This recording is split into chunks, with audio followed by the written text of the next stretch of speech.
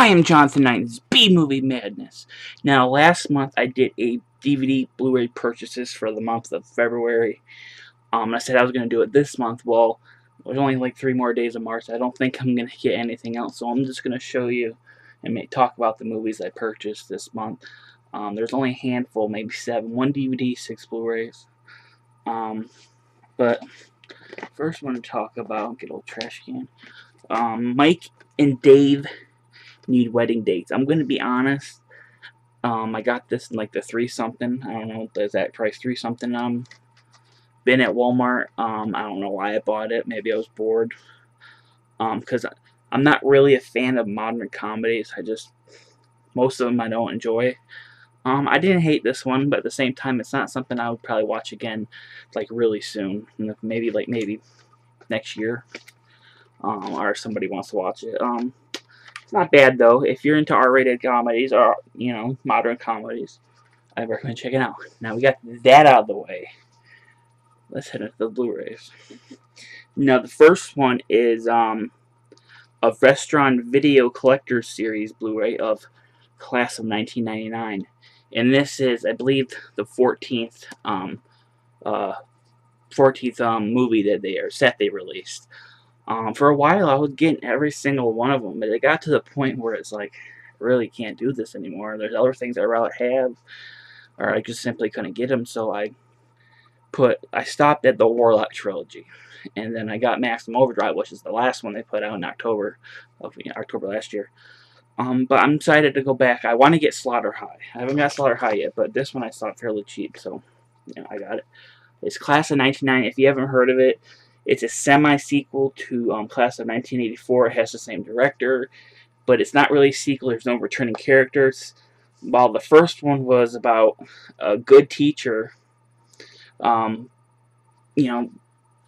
against these really horrible students, this gang of students.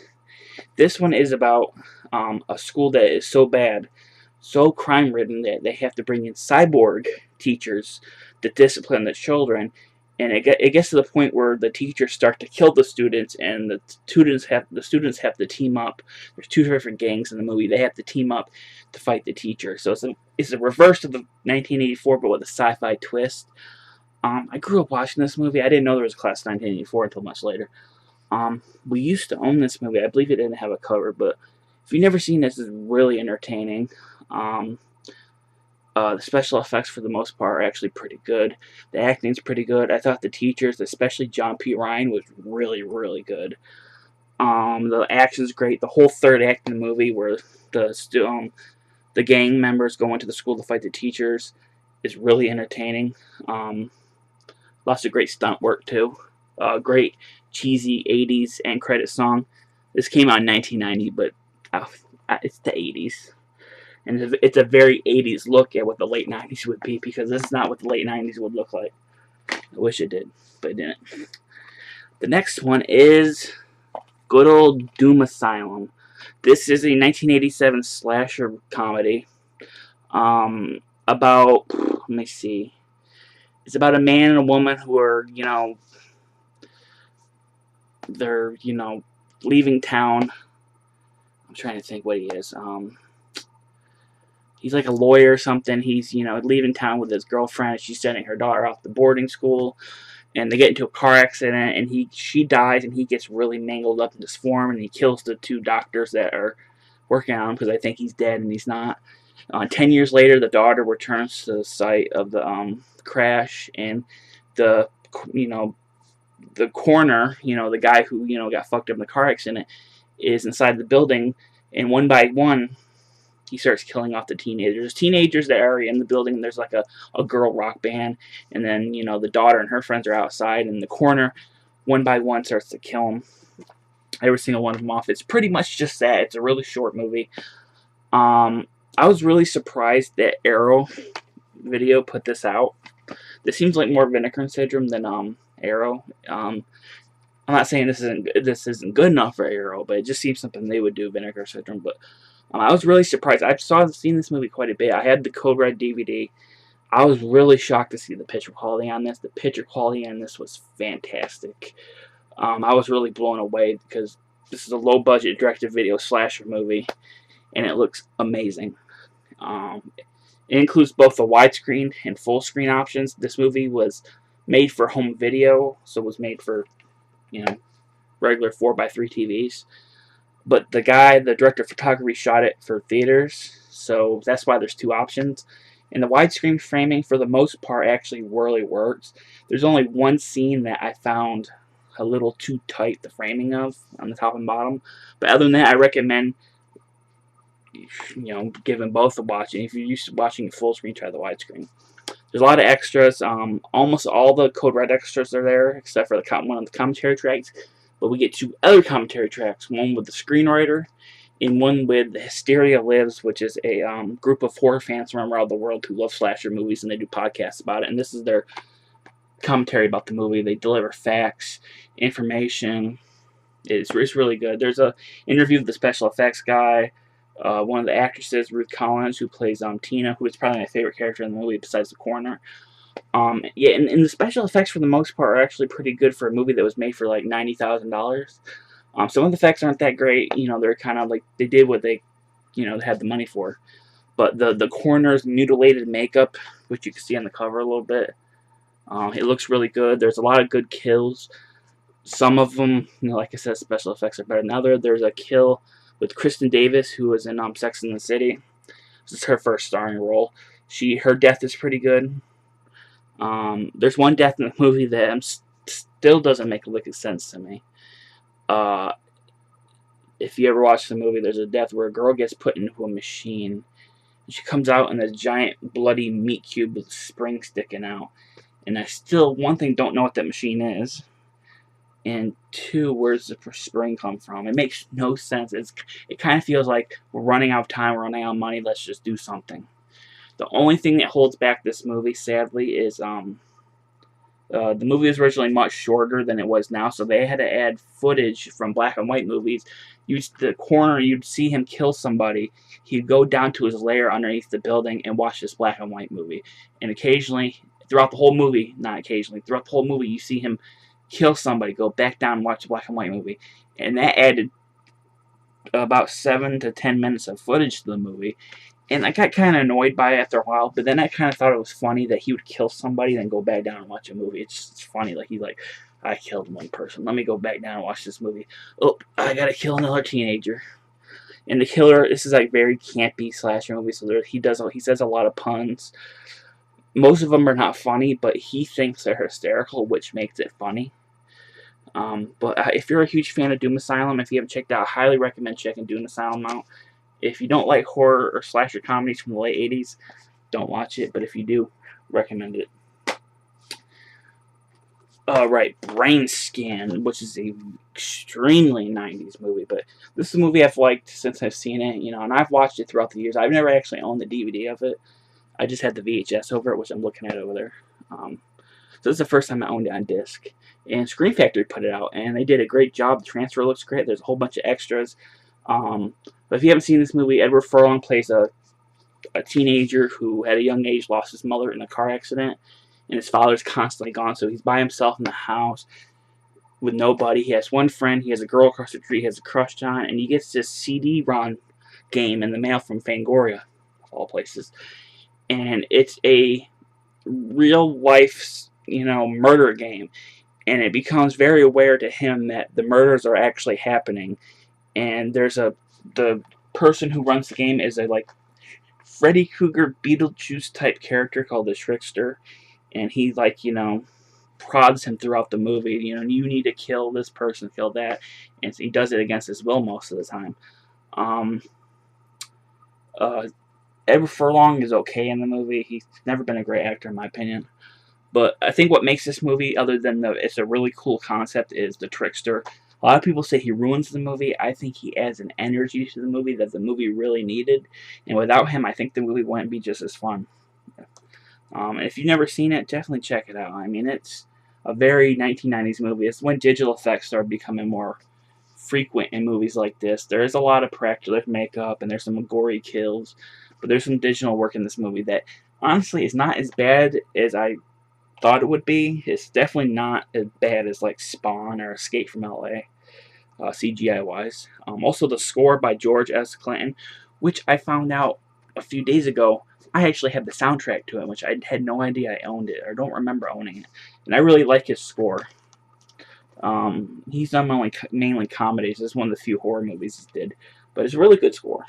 Really good score. I'm not gonna lie. Mandy with Nicolas Cage. My friend Michael Church, thank you, Michael, recommended this. He actually saw it in theaters, and he recommended it to me, and I watched it.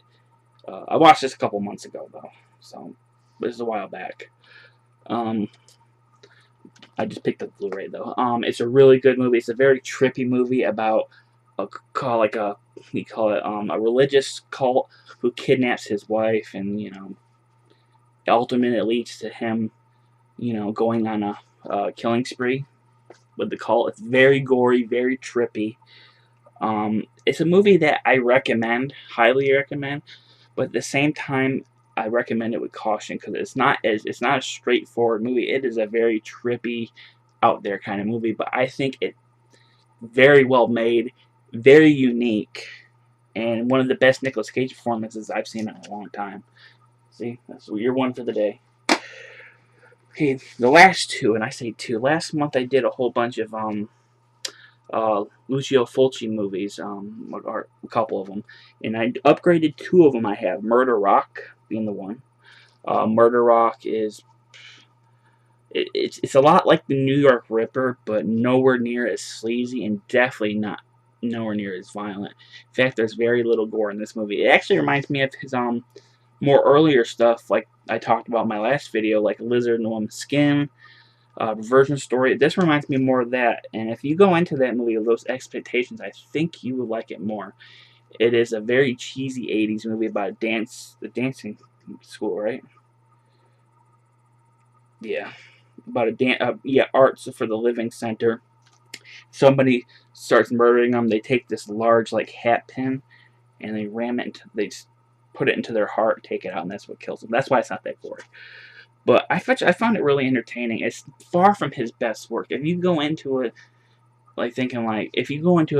comparing it to Zombie, The Beyond, City of the Living Dead, it doesn't compare. But I think it,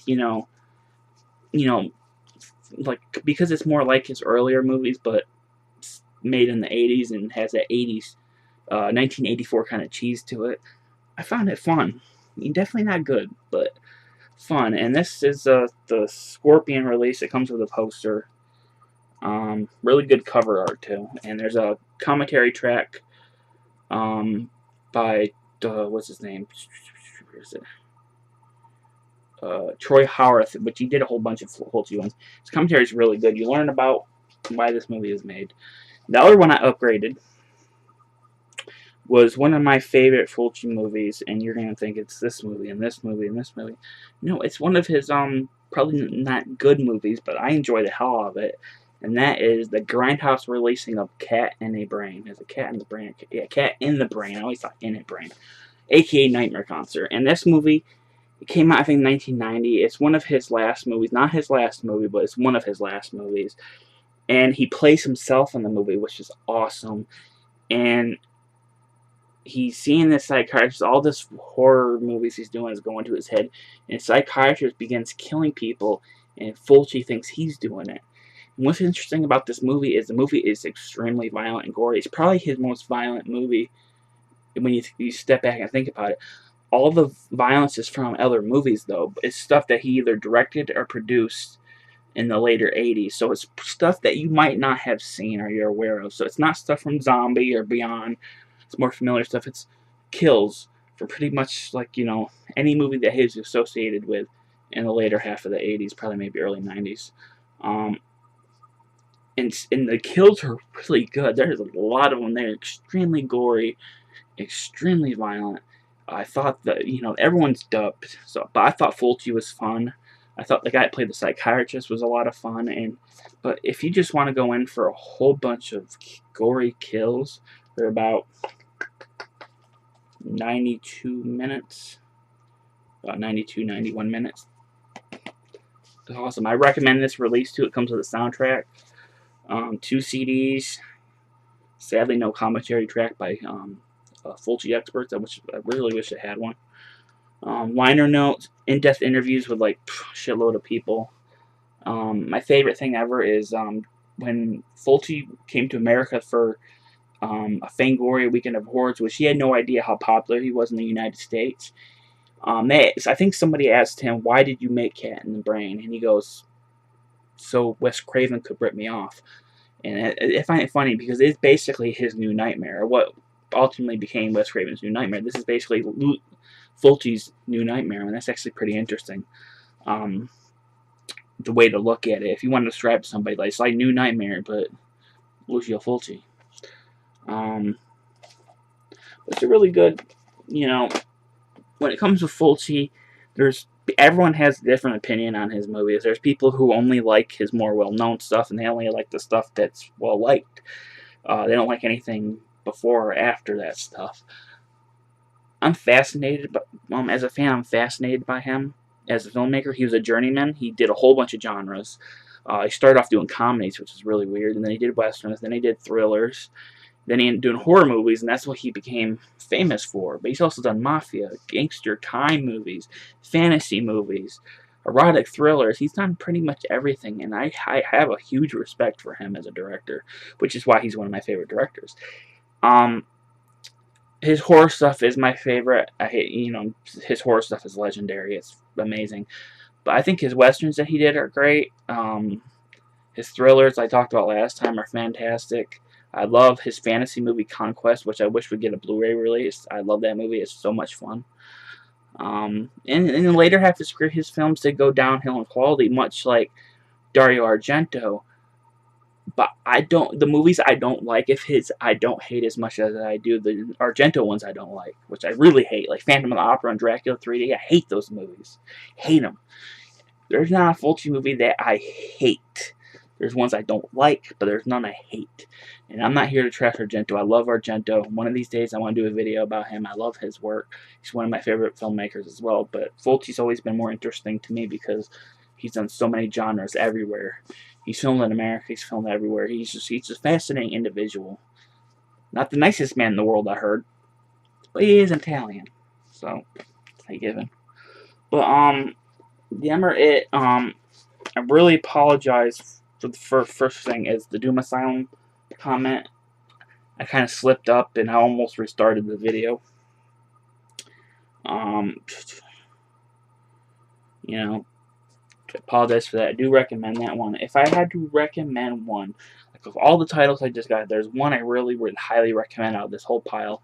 It would probably be a tie between Mandy and Cat in the Brain. It's a tie because I really have a tough choice. Mandy's a newer movie, so if you want a newer movie, Mandy.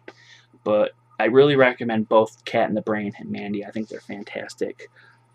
Hey, Duke. Yeah, say hi. Someone said they want to see him in my video. Hi, Duke. Say hi, Duke. Subscribe to John's channel. Well, thank you, buddy.